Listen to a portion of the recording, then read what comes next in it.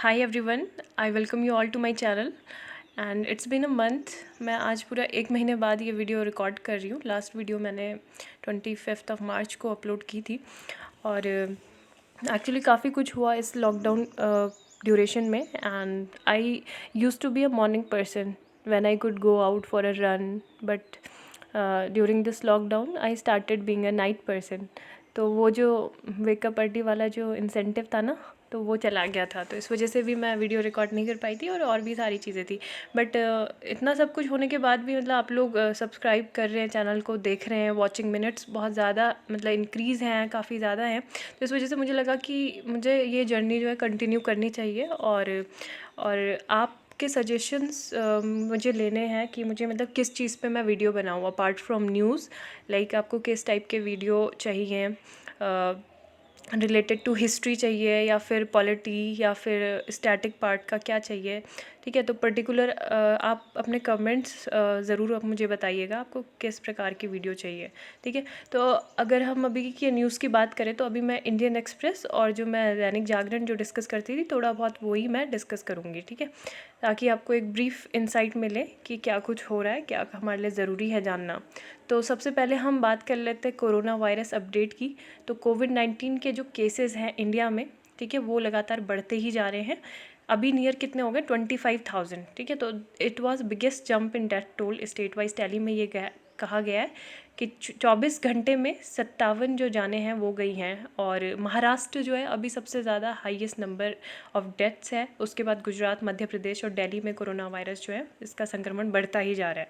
ठीक है, और अगर हम स्टेट वाइज भी हम बात करें तो स्टेट वाइज आप यहाँ पे देख सकते हैं कि अभी Goa and Manipur became India's first two states to have zero कोविड-19 केसेस। ठीक है, तो ये है। अंडमान निकोबार में 27 है, यूनियन टेरिटरी है।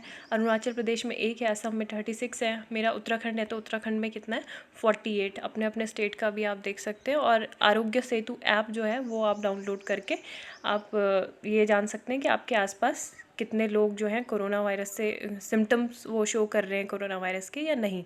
ठीक है, अगर हम वर्ल्ड की बात करें तो वर्ल्ड में भी हम देख लेते हैं कि अभी टॉप पे कौन है। सबसे पहले जब मैंने उस दिन वीडियो रिकॉर्ड किया था तो मैं बताती हूँ आपको, ये थे।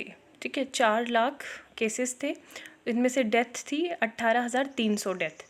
तो अगर हम आज की बात, आज मतलब ये 25 अप्रैल 2020, तो आज का जो डेथ रेट है वो ये आप देख सकते हो कितना ज़्यादा मतलब ये पहुंच चुका है कोरोना वायरस के केसेस।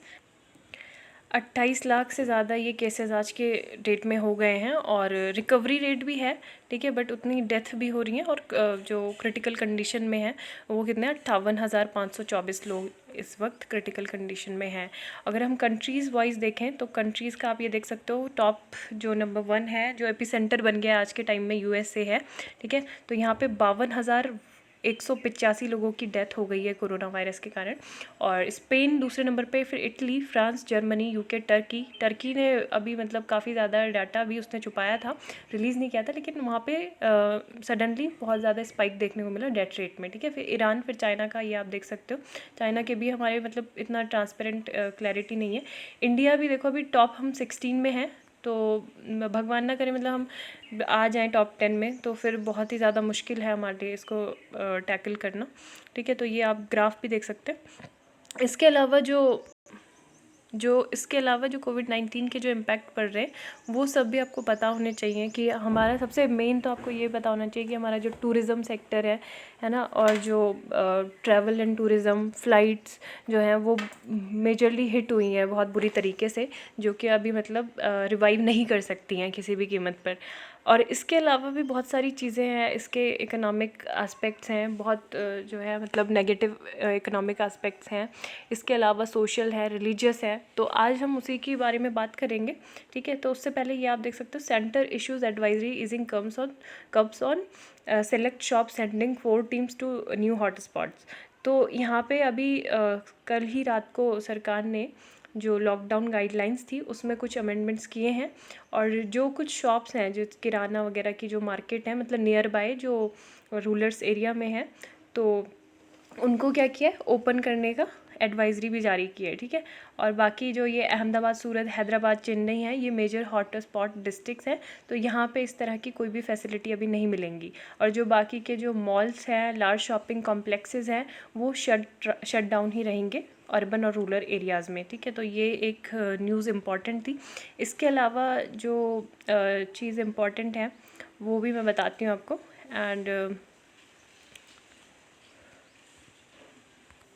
एक यहाँ पे ये एवरीवन काउंट्स ये इनिशिएटिव आप देख सकते हो, जो UNHCR है, United Nation High Commissioner for Refugees, इन्होंने इंडिया ने भी से ज्वाइन किया है और Save the Children to launch digital campaign, ठीक है। तो ये है कैंपेन, मतलब ये सारा फीचर करेगा जो social media post, links, stories, polls, questions, ये सब होते हैं, तो ये फीचर करेगा, ठीक है।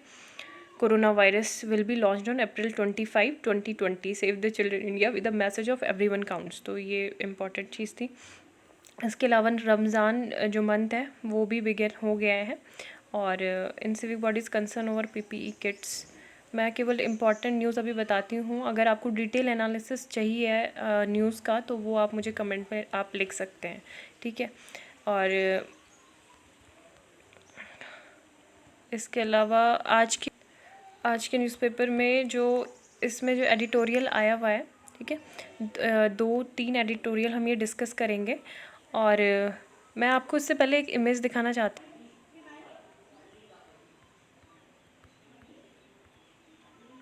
तो ये इमेज है, अभी 5-6 दिन पहले मैंने ये अपने बालकनी से एक पिक किया था।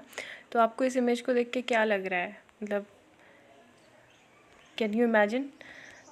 तो ये एक चीज़ हुई थी जो मुझे इसका मतलब इतना ज़्यादा आइडिया नहीं था कि ये इस हद तक हो जाएगा, लेकिन अभी ये चीज़ हो रही है, ठीक है, सोसाइटी में। तो इससे ही रिलेटेड आज एक आर्टिकल आया है कि जो ये भी जो फ्रूट सेलर है, अगर हम ग्रॉसरी भी ख़रीद रहे हैं, तो कुछ लोगों ने जो एक पर्टिकुलर कम्युनिटी है, तो उनसे ये परचेजिंग बंद कर दी है पूरी तरीके से, ठीक है। और इन लोगों को अभी क्या है, ये तिलक वगैरह लगा के आ रहे हैं, ताकि अपना क्या हो, एक तरह से आइडेंटिफाई हो सके कि हम मुस्लिम नहीं हैं, ठीक है। तो ये जो है ये अदर वायरस, ठीक है, द अदर वायरस से ये एक आर्टिकल आया हुआ है। Holding citizens accountable for acts of hate is not incidental but key to united fight against pandemic. तो ये जो कोरोना वायरस क्राइसिस है, इसमें 3 स्टेट्स हैं, उन्होंने क्या मतलब वहाँ पे ये इस टाइप के जो केसेस हैं वो आए, ठीक है। अभी एक मुंबई में लास्ट टाइम पे क्या था, एक रेजिडेंट था, तो उसने ग्रॉसरी लेना मुस्लिम डिलीवरी पर्सन से मना कर दिया, क्योंकि वो क्या था, मुस्लिम था। तो जो डिलीवरी पर्सन था उसने वीडियो रिकॉर्ड किया, और जो उसका जो ये बाइगॉटेड बिहेवियर था, ठीक है, उसको पुलिस के पास दिखाया। उसके बाद section 295A of the IPC जो है, ये क्या करता है, deliberate and malicious act intended to outrage religious feelings of any class by insulting its religion और रिलीजियस बिलीव्स, ठीक है। तो इसके उस पर उसे अरेस्ट कर लिया गया।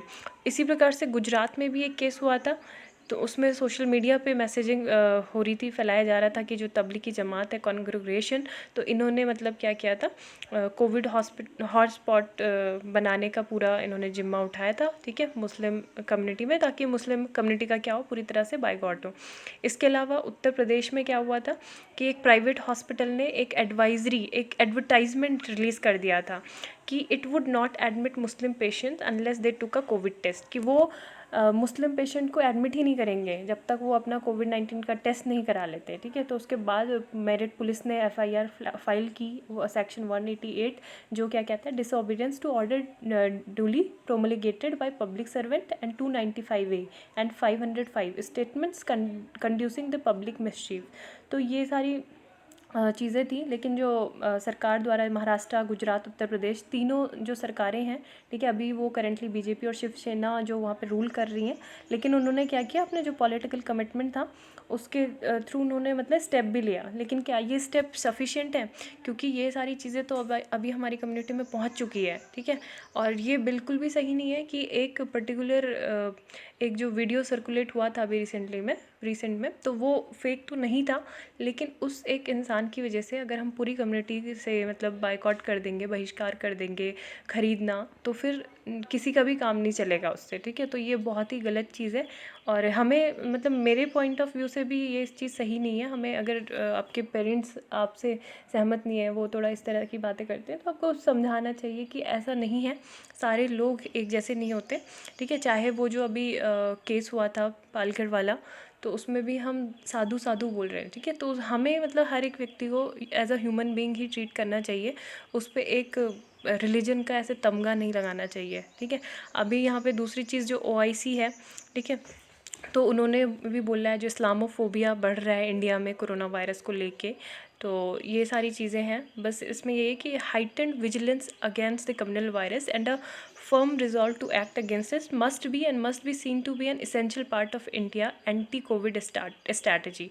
तो ये हमारे मतलब एक बहुत स्ट्रैटेजिक इसमें कुछ कदम उठाना चाहिए सरकार को, क्योंकि ये जो कम्युनल बाइगोट्री है, ठीक है, कम्युनल बाइगोट्री मतलब सांप्रदायिक कट्टरता, तो ये ना फैले। ये जब मतलब ये क्या हो सकती है, बहुत हिंसक रूप ले सकती है धीरे धीरे करके। जो ये जो कम्युनल वायरस है, ये कोविड-19 से भी ज़्यादा टाइम तक स्टे कर सकता है हमारे देश में, जो कि बिल्कुल भी सही नहीं है। दूसरा जो आर्टिकल था द टैसिटस ट्रैप और जो Tacitus trap, whatever you are saying, correct, ठीक है, सही है। तो इसमें यही बताया गया है कि जो चाइना के अटेम्प्ट्स हैं, ठीक है, अमेरिका की इकोनॉमी को और उसकी जो एक वर्चस्व था, स्ट्रेटेजिक वर्चस्व हेजेमनी, तो उनको क्या करने के लिए, डिस्प्लेस करने के लिए, ठीक है, चाइना क्या कर रहा है। एक जो ग्राहम एलिसन है, तो उन्होंने थ्यूसिडिडस ट्रैप डिस्क्राइब किया था, एक टर्म थ्यूसिडिडस ट्रैप।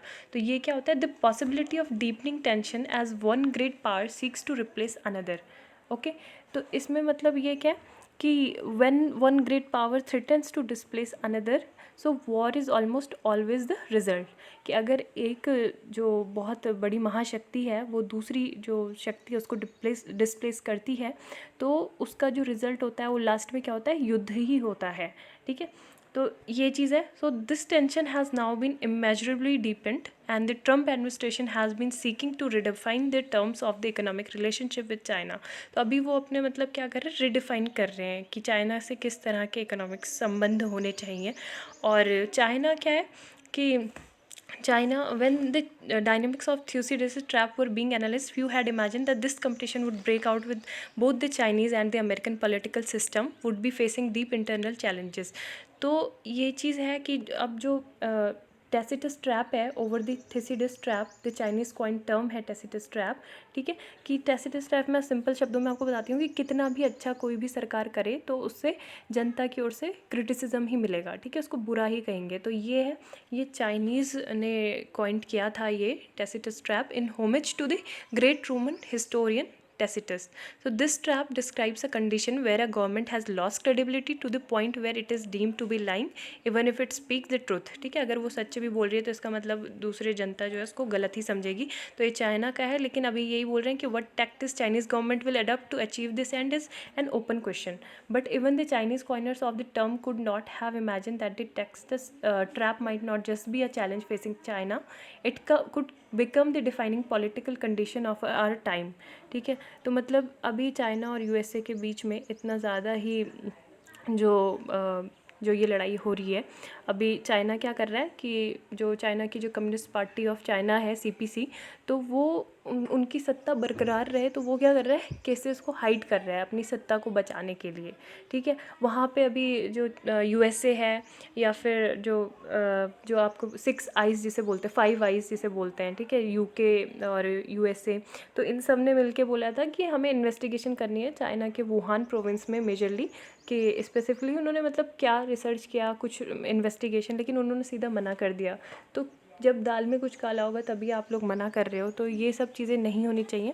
और इसी तरह से जैसे डोनाल्ड ट्रंप है, ठीक है, तो डोनाल्ड ट्रंप क्या कर रहे हैं, जो उनकी इमिग्रेशन सिस्टम है, इमिग्रेशन पॉलिसी है, तो उसको भी पूरी तरह से शट डाउन कर रहे हैं, जो कि बिल्कुल भी सही नहीं है, क्योंकि उन्हीं का जो डाटा है वो ये बताता है कि वहाँ पे मतलब काफ़ी टाइम से जो इमिग्रेशन सिस्टम है उससे USA को प्रॉफिट ही हुआ है, ठीक है। तो अभी ये सारी चीज़ इसमें कही गई है। दूसरा जो आर्टिकल है म्यूचुअल फेयर, तो ये फ्रैंकलिन टेम्पलेटन जो एक कंपनी है, इसको आप देश की 9वीं सबसे बड़ी असेट मैनेजर फर्म के तौर पर इसको याद रखना, फ्रैंकलिन टेम्पटन, ठीक है। तो इन्होंने जो अपने जो फिक्स्ड इनकम की जो 6 स्टेप स्कीम थी तो उनको बंद कर दिया है। और किस कारण इन्हें बंद किया है कि जो प्रेशर्स था, ठीक है, रिडम्पशन प्रेशर और कपल्ड विद रिड्यूस लिक्विडिटी, ठीक है, लिक्विडिटी बाज़ार में ना होने के चलते इन्होंने इसे बंद कर दिया। तो अभी जो एक एसोसिएशन ऑफ म्यूचुअल फंड्स है एमफी, ठीक है, एमफी इन इंडिया, तो इन्होंने क्या बोला है कि मतलब ज़्यादा ऐसे परेशान होने की ज़रूरत नहीं है, क्योंकि जो असेट है उसका बेहतर क्रेडिट क्वालिटी वाली जो सिक्योरिटीज़ है उसमें इन्वेस्टमेंट किया गया है, ठीक है। और बाद में ये सजेशन यही दे रहे हैं यहाँ पे कि जो आरबीआई है उनको तुरंत इंटरवेंशन इसमें करना चाहिए, जब देरी हो जाए उससे पहले इंटरवेंशन होनी चाहिए। इसके अलावा जो इम्पॉर्टेंट चीज़ है, आर्टिकल्स है, वो मैं बताती हूँ आपको। ये थियोसिडिडस जो था 5th century BC Greek historian था और पॉलिटिशियन था, who wrote the most famous account of the Peloponnesian war, ठीक है। तो ये भी आपको याद रखना है, इसमें ये बता दिया है मैंने कि as a rising power challenges the dominance of an establish power. तो ये है that dominant power is likely to respond with violence. इसके अलावा जो आज अगर हम डे की बात करें तो आज वर्ल्ड मलेरिया डे भी है, ठीक है। वर्ल्ड मलेरिया डे 25 अप्रैल को मनाया जाता है। कल 24 अप्रैल को पंचायती राज दिवस था। और मलेरिया डे जो था मई 2007 से ये शुरू किया गया था। और इस साल की अगर हम थीम की बात करें तो वो क्या है, थीम थी इस साल की वो zero malaria starts with me, okay, zero malaria starts with me. और अभी जो आपको पता होगा कोरोना की जो रिकवरी के लिए जो मेडिसिन है वो भी मलेरिया से ही रिलेटेड है, ठीक है, हाइड्रोक्सी क्लोरोक्विन। तो ये है। और अभी ये यहाँ पे पूरा डाटा इसमें दिया हुआ है। भारत में 25,000 ऑलमोस्ट केस हो गए हैं, ठीक है। 69 जो है ग्रोथ रेट है। और आर्थिक पैकेज में देरी से उद्योग जगत की मुश्किल होती राह, मई से कम होने लगेगा कोरोना का कहर, ठीक है। तो ऐसा बोला जा रहा है, लेकिन अब वो देखा जाएगा कि क्या होता है, ठीक है, कितने तेज़ी से ये अभी तो बढ़ ही रहा है वैसे। और इसके अलावा यहाँ पे है पहले स्टेज में प्लाज्मा थेरेपी कारगर। तो यहाँ पे प्लाज्मा थेरेपी के बारे में आपको पता होना चाहिए, क्योंकि जो कोरोना से जिनकी रिकवरी हो गई है उनको क्या बोला जा रहा है, वो क्या करें, अपना प्लाज्मा डोनेट करें, ठीक है। तो प्लाज्मा, इसको सीपीटी भी बोलते हैं। क्या बोलते हैं?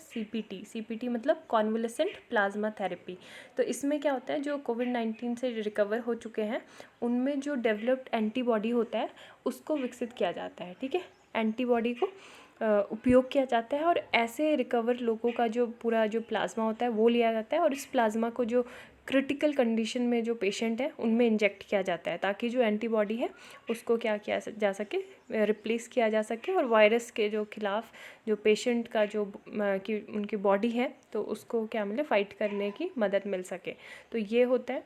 और ऐसा नहीं है कि पहली बार मतलब ये हो रहा है, ठीक है। इससे पहले भी जब सार्स हुआ था वायरस, तब भी ये प्लाज्मा थ्योरी को मतलब किया गया था। जब स्पेनिश फ्लू हुआ था 1918 से 1920 के दौरान, ठीक है, तब भी इसका यूज़ हुआ था। 2005 में हांगकांग में सार्स के दौरान हुआ था। फिर जब 2015 के बीच में 14 में इबोला और कॉन्गो में आया था, मर्स आया था, ठीक है, मिडिल ईस्ट रेस्पिरेटरी सिंड्रोम, तो उस टाइम पे भी रोगियों पर इसका प्रयोग हुआ था। तो ये बहुत ज़रूरी है। लेकिन हाँ, ये आपको जानना ज़रूरी है कि जो भी लोग जो HIV एड्स या फिर हेपेटाइटिस, सिफिलिस या किसी संक्रामक बीमारी से संक्रमित हैं तो वो उनके प्लाज्मा का उपयोग इसमें नहीं किया जा सकता, ठीक है। तो WHO की ये गाइडलाइंस भी दी हुई हैं।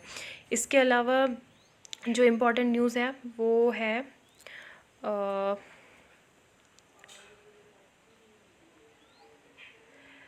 तो ये साइलेंट, ठीक है, साइलेंट घातक साबित हुए। साइलेंट क्या है? साइलेंट पेशेंट मतलब बिना लक्षणों वाले मरीज़। तो सबसे ज़्यादा मुश्किल अभी यही है कि इन मरीज़ों को मतलब ये एसिम्टोमेटिक हैं, ये लक्षण शो नहीं कर रहे हैं और यही क्या कर रहे हैं, मेजरली इन्फेक्शन को स्प्रेड कर रहे हैं बहुत ज़्यादा, ठीक है। और दूसरी चीज़ ये है कि यहाँ पे हम जो इसके एडिटोरियल हैं, तो ये नए खतरों से निपटने को तैयार रहे देश। तो ये पाकिस्तान के कॉन्टेक्स्ट में लिखा है कि पाकिस्तान चाहे अभी इतना बड़ा पेंडेमिक जो है उससे पूरा वर्ल्ड लड़ रहा है, लेकिन पाकिस्तान को क्या है, अभी भी मतलब वो वहाँ पे आतंकवादी हमले हो रहे हैं, ठीक है। जैसे गुरुद्वारा में जो हर राय साहिब है गुरुद्वारा हर राय साहिब काबुल में है, तो वहाँ पे जब हमला हुआ था तो 25 सिखों की हत्या हो गई थी। इसके अलावा हमारे कश्मीर के जो केरन सेक्टर है वहाँ पे 5 अप्रैल को स्पेशल फोर्सेस के 5 कमांडो को वो क्या हो गए थे, मैट्रियार्ट कर दिया गया था, ठीक है, वीरगति को प्राप्त हो गए थे। इसके अलावा 7,600 आतंकवादियों को उन्होंने क्या किया अभी, जो मतलब ब्लैक लिस्ट से हटा दिया है अपने, है ना, 3,800 को उनके नाम हटा दिए। तो मतलब FATF जैसे जो संस्थाएं हैं उनकी क्या ज़रूरत रह गई है। इसके अलावा यहाँ पे यही सारी चीज़ें लिखी हैं कि पाकिस्तान को कुछ मतलब नहीं है। दूसरा ये है कि इस्लामिक शिक्षा का सही स्वरूप, तो इसमें यह है कि समस्या यह नहीं है कि ज़रूरी नहीं है कि गली कुचों की मस्जिद और मदरसों में इस्लाम का सही जानकार हो ही। तो इनका यही कहना है मेन कि बहुसंख्यक समुदाय के मन में यह सवाल भी उठ रहा है कि अल्पसंख्यकों के एक छोटे वर्ग की गलतियों पर उनके समझदार लोग विरोध क्यों नहीं करते। और जब सऊदी अरब जैसे इस्लामिक देश मस्जिदें बंद कर सकते हैं तो भारत में कुछ जगह पर जुम्मे की नमाज मस्जिद में पढ़ने की ज़िद क्यों पाली जाती है, ठीक है। तो आखिर संपूर्ण देशवासियों के हित में जारी निर्देश कुछ लोगों को नागौर क्यों गुजरते हैं, इन सवालों से मुँह नहीं चुराया जा सकता। लेकिन जिस इस्लाम के नाम पर मुट्ठी भर लोग उलझुल हरकतें कर पूरे समुदाय पर उंगली उठाने का मौका दे रहे हैं, उसे कुरान शरीफ और उसकी व्याख्या हदीस में वही निर्देश दिए गए जो इन दोनों केंद्र और राज्य सरकारें दे रही हैं, ठीक है। तो कुरान में भी साफ लिखा है जिस मुल्क में रहते हो उसके हुक्मरानों की बात मानो। फिर भी कुछ लोग क्या कर रहे हैं, इसका उल्लंघन कर रहे हैं, ठीक है। और उन उल्लंघन करने वालों की वजह से जो पूरा समुदाय है उस पर वो मतलब क्या है, उनको मतलब एक गलत दृष्टि से देखा जा रहा है। तो आज के लिए बस इतना ही। उम्मीद है आपको लेक्चर पसंद आया होगा। प्लीज़ अपने सजेशन आप लिखें कि आपको हिस्ट्री से रिलेटेड या फिर इकोनॉमिक्स से रिलेटेड या पॉलिटी से रिलेटेड कोई वीडियो चाहिए या फिर करंट अफेयर चाहिए, तो आप मुझे ज़रूर बताएं, ठीक है। Have a nice day. Thank you.